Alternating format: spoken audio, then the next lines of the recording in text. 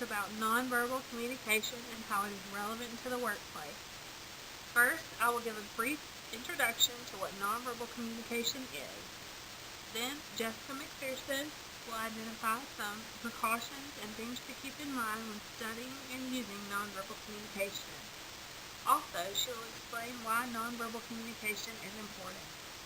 Next, Marcus will tell us the types of nonverbal communication and give us examples relevant to the business world. Jeff will show how verbal and nonverbal communication relate to each other. Then he will discuss nonverbal communication's benefits and application in the workplace. Finally, I will review main points we hope our audience will take away from this presentation. There are three types of communication: oral, written, and nonverbal. All three are utilized in the workplace. We are focusing on nonverbal communication, which is seen when you interact with someone in person or in a video conference. Nonverbal communication is the process of sending and receiving wordless, most of the time visual, cues between people. Consider the picture on the right. All of these people are giving nonverbal cues that they may or may not be aware of. These nonverbal signs may express who we are. They can indicate our emotions, our attitudes, and our personalities to others. These nonverbal signs help explain what we are trying to communicate. Understanding the importance of nonverbal communication will make you more aware of what you say without opening your mouth. Hi, I'm Jessica McPherson, and I will be speaking on the importance of nonverbal communication, as well as things to consider or be aware of regarding nonverbal communication. First, let me reiterate what Jessica Owens said last. Understanding nonverbal communication is important so we know what we and others say nonverbally. Consider the chart on the right. Nonverbal communication is equally or perhaps more important than verbal communication, since nonverbal cues make up at least 55% of the message we send to others. Nonverbal cues can reinforce what we say or contradict our words. Nonverbal communication is an essential part of sending messages to others and understanding messages others send to us. Communication is very important when it comes to the workplace. Businesses depend on frequent human interaction with supervisors, coworkers, current and potential customers for the company's efficiency and success. Our nonverbal cues indicate to others we work with whether or not we understand what they are saying. This will help our coworkers and supervisors know when they need to clarify what they have said.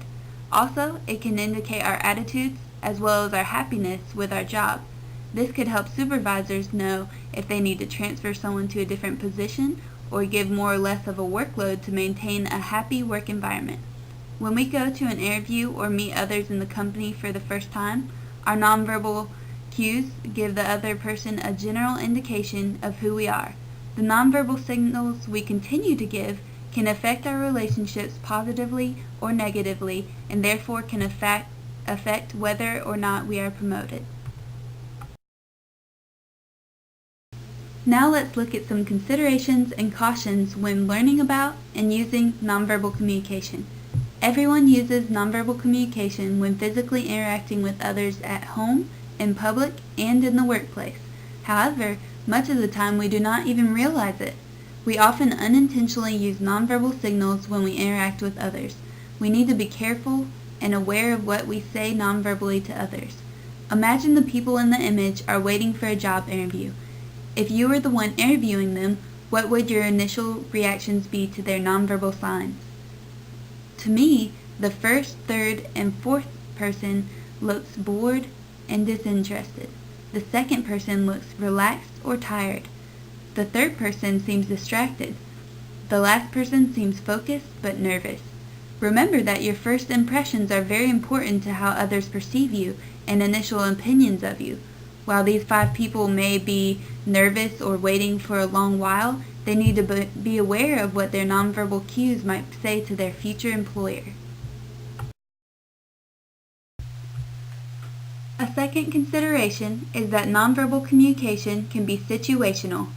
Nonverbal cues can be interpreted differently based on the situation. We need to be aware of these situational differences. The same nonverbal cue can have multiple meanings. Let's consider the example of the smile. Generally speaking, the smile shows happiness. However, the smile can mean many different things depending on the situation. In the first picture on the left, a girl is using a polite smile.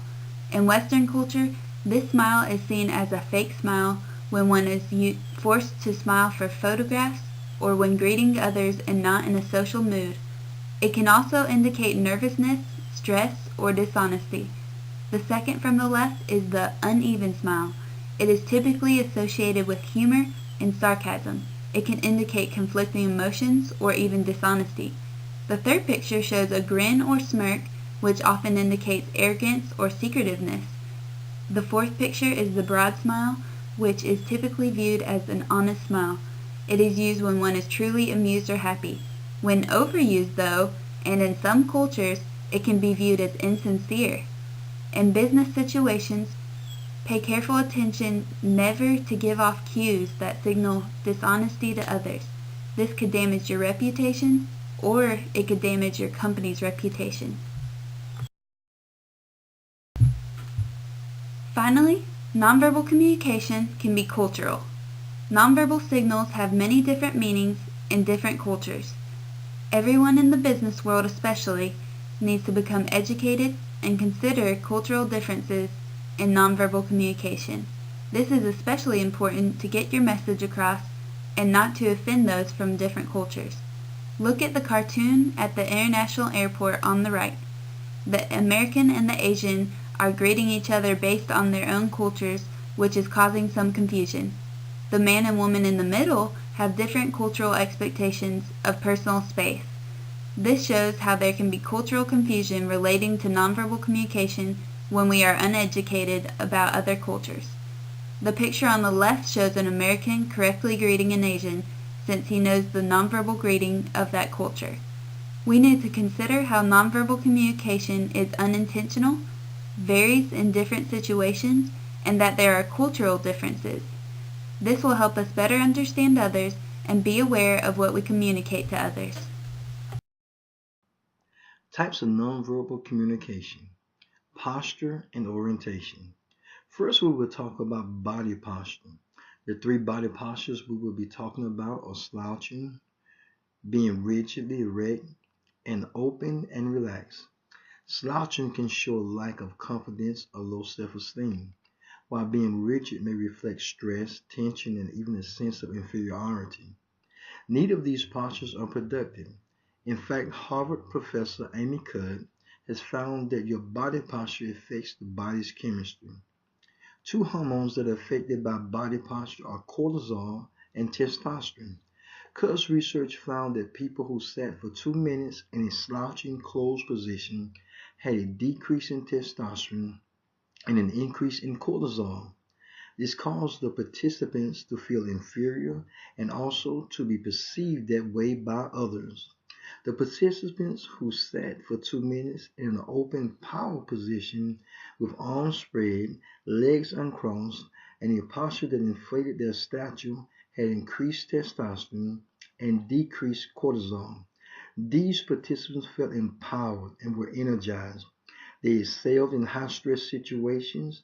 They were also hired more frequently than those who sat in a closed, rigid position with crossed legs and folded arms.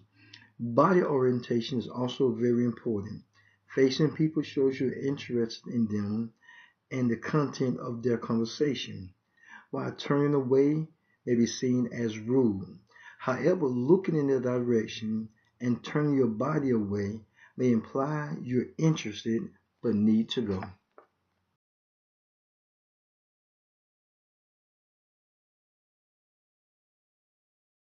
Types of nonverbal communication: touch and proximity.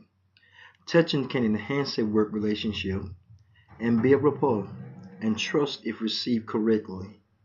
It can even promote unity and loyalty. However, touching can also strain a work relationship if unwanted or received in a negative sense, such as sexual harassment. To the lower right, we have a graph showing a lady and the distances that are acceptable within various relationships, ranging from intimate to public.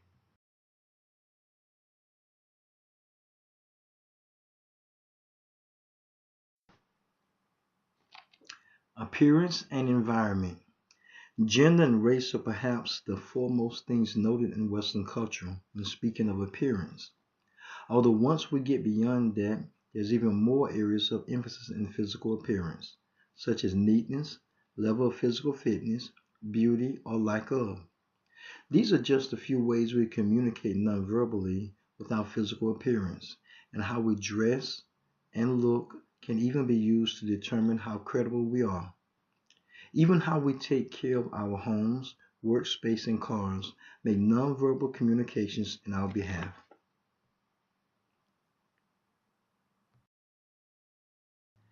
Paralanguage and silence. Paralanguage is nonverbal elements of speech that may affect the meaning of what's said. Oftentimes, in disagreements, we hear it's not what you said, but how you said it. The tone of voice, volume, and rate of speech can give a multitude of interpretations of what's spoken. The range can be from sarcasm, anger, fear, or even romance, determined by the paralanguage used and its context. Silence can also relay various messages, such as agreement, anger, disappointment, empathy, and disagreement, to name a few.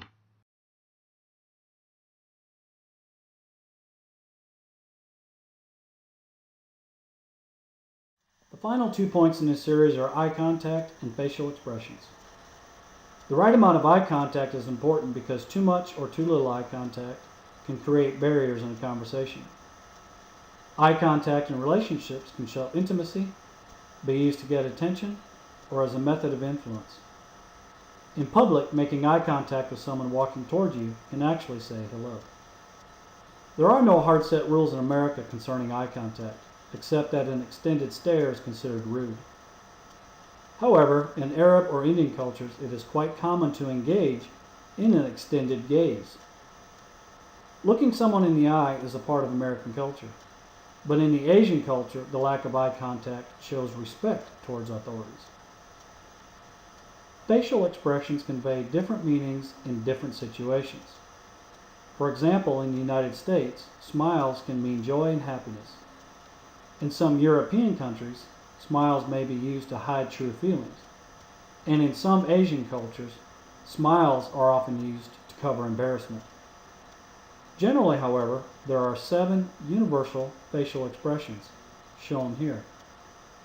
And according to a 1960 study by psychologist Paul Ekman, all cultures associate these 7 facial expressions with the same 7 emotions. Gestures are another type of nonverbal communication.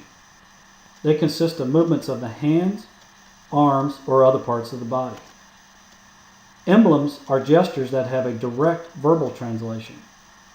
They are not part of a formal communication system, such as sign language, but they do have widely agreed upon meanings within cultures. Illustrators are hand movements that emphasize something that is said and typically cannot stand on their own. Examples are when we use our hands to depict the size and shape of something. As described in the table, different actions or gestures mean something different across cultures. So when communicating with other cultures, it is very important to understand their definition of the gesture. Now we'll discuss how nonverbal relates to verbal communication. Your nonverbal cues can repeat what you are saying, such as nodding your head while saying yes. Nonverbal communication can accent or complement verbal, like using a tone of voice to indicate your message, or nodding in agreement as someone speaks. Nonverbal can substitute words altogether, such as replacing the word no with a head shake. Most importantly to be aware of, nonverbal can contradict what is said, as seen with sarcasm and rolling of the eyes after saying something. Finally, we'll discuss benefits and applications to the business world. Nonverbal communication can increase the opportunity to interact with colleagues, competitors, clients, and potential clients through avenues outside of explicit word choice. Nonverbal communication in business occurs on a daily basis. Cooperating people tend to sit side by side, while competitors will frequently face one another. Crossed legs or folded arms during a business meeting may signify relaxation or resistance to the ideas being presented. Eye contact with the speaker during a business meeting communicates interest, and a manager in a company may maintain eye contact longer than a subordinate employee does. Posture, vocal tone, and eye contact can deliver subtle messages that reinforce what is being said to convey consistency and trustworthiness. Having a conscious awareness of your nonverbal communication when you are also communicating verbally allows others to receive the message the way you intended to deliver your message. Another benefit is that nonverbal communication can help demonstrate confidence, enthusiasm, and professionalism through your clothing choice, active listening cues, and the ability to present a message. Nonverbal communication can play a special role in the international business setting, where even with the aid of translators, there may be a natural wariness about the accuracy of intentions, details, or offers revealed. The manager's attitude, which is mostly communicated by nonverbal messages, can produce either positive or negative attitudes by the employees. This can affect their attitude and emotions when performing job duties and either raise or lower morale. In other words, communicating positive nonverbal cues when speaking with employees or coworkers can increase employee morale and job performance.